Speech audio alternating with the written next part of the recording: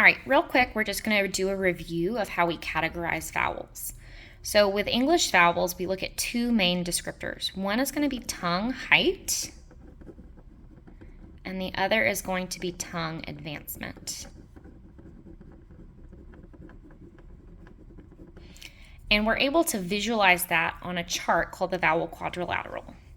So the reason why we make it like a quadrilateral is that if we're drawing this lateral view of the vocal tract, and if we were to look at the oral cavity, then we could impose that quadrilateral over the oral cavity, where the back wall would be the pharyngeal wall,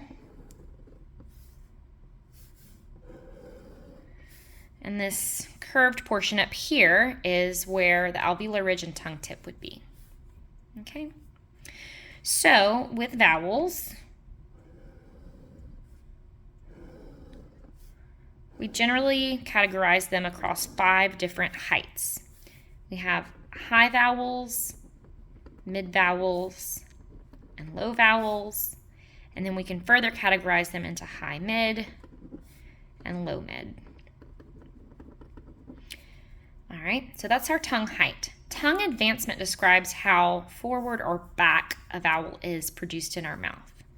So we have back vowels, central vowels, and front vowels. Okay?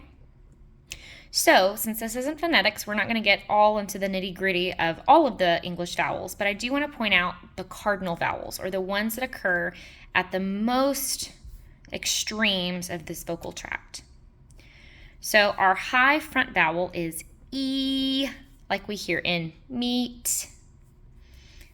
Our low front vowel is going to be A, which we hear in apple. Our low back vowel is going to be Ah, which we hear in hot. And our front back vowel is going to be Oo, which we hear in food. All right, so how these vowels are created is if our tongue sits within this oral cavity, then the different size, shape, and position of the tongue within the oral cavity helps us articulate these different sounds. So you'll actually feel when you produce the vowel oo, your tongue is further back, posterior in your oral cavity. When you produce the vowel E, you feel your tongue move forward in the oral cavity. So that's the way that we can differentiate between these different vowel types.